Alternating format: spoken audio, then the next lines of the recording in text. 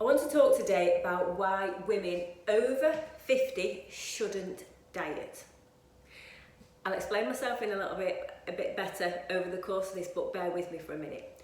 When we diet, we go on a diet because we want to lose weight. When we talk about losing weight, we're really talking about losing fat.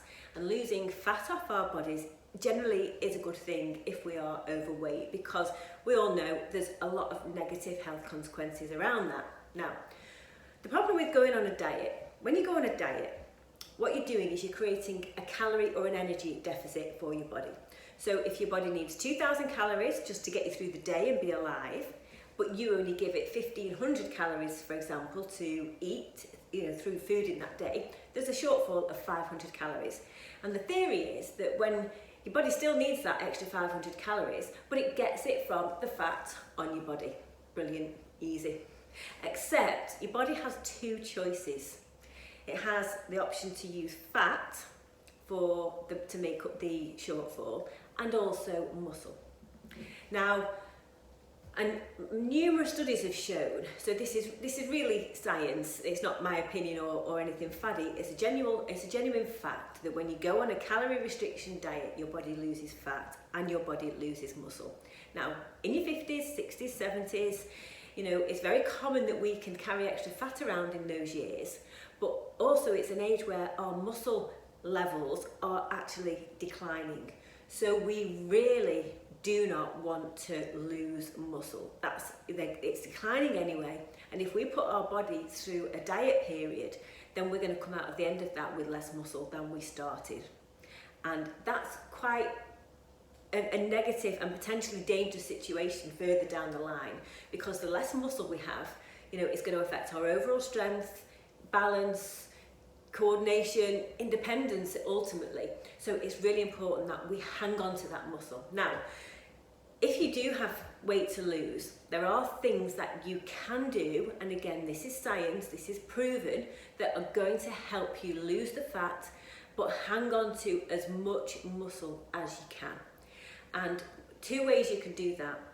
When you go on a diet, as in a calorie controlled diet, you must do strength training. So during the time where you're on a calorie, going into a calorie deficit, doing strength training will help you protect your muscle stores, and it will help to make the body burn more fat than muscle during that diet process.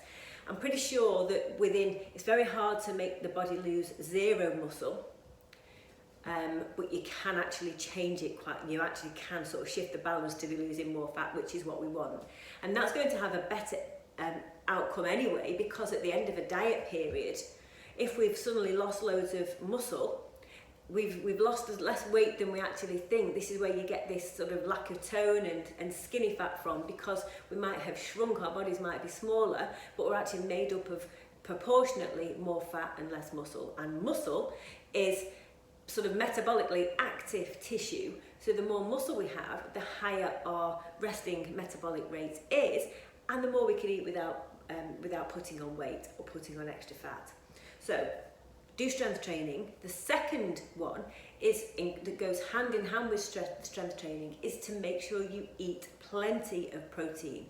And that's so important, because the two things go hand in hand to make sure that through that period of weight loss or dieting, you are going to retain maximum muscle and lose maximum fat. And that's the best outcome that you can have from a diet. So a lot to cover in a short video, but if you have any questions about that, do send me a message. I'm very happy to give you more information, because I think it's so important that we don't sacrifice or let that muscle go for anything. Let's keep hold of it, even when we're on a diet. All right, thank you for watching, and I'll see you again soon. All right, bye now.